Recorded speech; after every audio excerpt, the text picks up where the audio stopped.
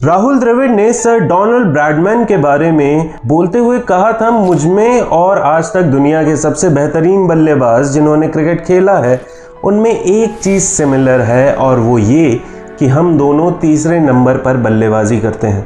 बहुत बार भारतीय क्रिकेट में बल्लेबाजी की बात होती है तो याद किया जाता है एक बैटिंग जनरेशन ऑफ मिरेकल्स को, जिसमें द ग्रेट सुनील गावस्कर आते हैं, सचिन तेंदुलकर आते हैं और आते हैं हाल ही में टेस्ट क्रिकेट से रिटायर हुए विराट कोहली। इनके अलावा जिन्हें उनका ड्यू शायद उतना मिला नहीं जितना मिलना चाहिए था, वो थे the uncrowned kings of Indian cricket, batters at number 3। Welcome to Cricon tales. यदि आप लोग हमें स्पॉटिफाई पे सुन रहे हैं तो please do follow us on Spotify विया क्रिकेट टाइम्स। भारतीय क्रिकेट के इतिहास में नंबर 3 बल्लेबाजी क्रम को हमेशा एक खास दर्जा मिला है और आज भारत उसी तीसरे नंबर को भरने की जद्दोजहद में लगा है। यहाँ एक ऐसे बल्लेबाज की जरूरत होती है जो न सिर्फ तकनीकी रूप से मजबूत हो बल्कि दबाव में भी टीम को संभाल सके। इस क्रम ने भारत को कई महान बल्लेबाज दिए हैं, लेकिन उनमें से 3 नाम अपनी खास छाप छोड़ गए। कौन है वो 3 नाम? वो जानने से पहले प्लीज सब्सक्राइब कर लीजिए क्रिकेट टाइम्स को और बेल आइकन दबा दीजिए ताकि आप किसी भी क्रिकेटिंग अपडेट या कहानी को मिस ना करें। पहला नाम दिलीप वेंगसारकर, नंबर 3 की पहली पहचान। 1970 के दशक के अंत और 80 के दशक में जब भारतीय क्रिकेट विदेशी पिचों पर संघर्ष कर रहा था, तब दिलीप वेंगसारकर ने नंबर 3 पर बल्लेबाजी को नई ऊंचाइयों पर पहुंचाया। उन्होंने 1976 में न्यूजीलैंड के खिलाफ डेब्यू किया, लेकिन असली पहचान उन्हें नंबर 3 पर बल्लेबाजी करते हुए मिली। वेंगसारकर की सबसे बड़ी खूबी थी उनकी तकनीक और तेज गेंदबाजों के खिलाफ निडरता। वेंगसारकर ने वेस्टइंडीज के खिलाफ 6 शतक जमाए जब उनकी गेंदबाजी दुनिया में सबसे खतरनाक मानी जाती थी। 1986 में लॉर्ड्स में लगातार तीसरी बार शतक लगाकर उन्होंने इतिहास रच दिया और भारत को इंग्लैंड में ऐतिहासिक जीत दिलाई। उनकी 146 रनों की नाबाद पारी पाकिस्तान के खिलाफ 1979 में आज भी याद की जाती है, जब उन्होंने लगभग नामुमकिन लक्ष्य का पीछा करते हुए भारत को जीत के करीब पहुंचाया था। वेंगसारकर का नंबर 3 पर खेलना भारतीय टीम के लिए सुरक्षा कवच था। उन्होंने 116 टेस्ट में 6868 रन बनाए, 68 जिसमें 17 शतक शामिल हैं।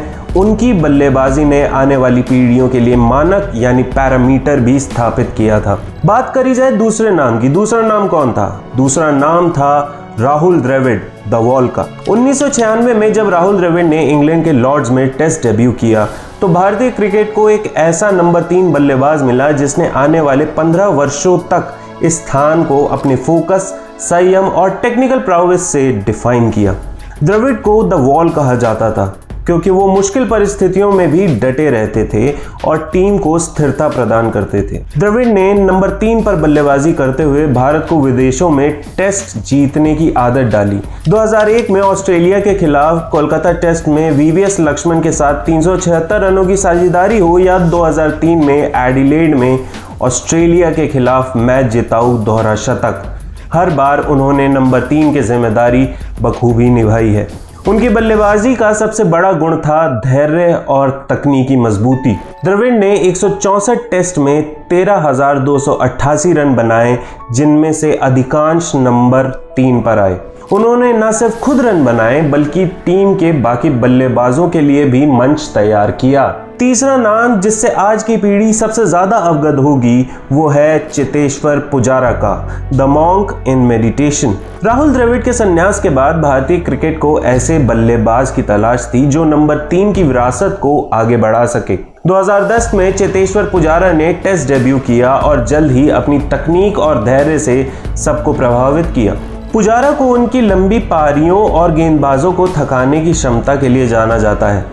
पुजारा ने 2018-19 में ऑस्ट्रेलिया में भारत की पहली टेस्ट सीरीज जीत में अहम भूमिका निभाई, जहां उन्होंने 3 शतक जमाए और लगभग 1250 गेंदें खेली।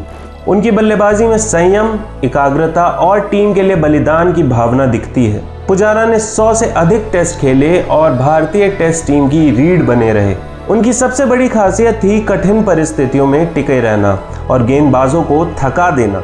उन्होंने दक्षिण अफ्रीका में 153 रनों की ऐतिहासिक पारी खेली, जो वहां किसी भी भारतीय बल्लेबाज का सर्वोच्च स्कोर है।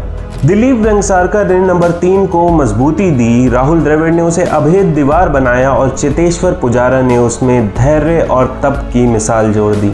इन तीनों ने भारतीय क्रिकेट को न सिर्फ मुश्किल हालात में संभाला बल्कि टीम को जीत की राह भी दिखाई। पर क्या इंडिया जब इंग्लैंड दौरे पर जाने वाला है उसे एक नया नाम मिलेगा तीसरे नंबर पर, या शुभमन गिल ही हम सभी को उस पर बल्लेबाजी करते हुए दिखाई देंगे?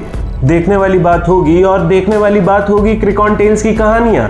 इसीलिए अगर आपको ये क्रिकॉन टेल पसंद आई तो प्लीज, अगर आप हमें स्पॉटिफाई पर सुन रहे हैं तो do follow us as we are Cricket Times, and if you are watching us on YouTube तो लाइक करें, share it with your pal, subscribe to Cricket Times and tap the bell icon so that you don't miss any further cricketing updates.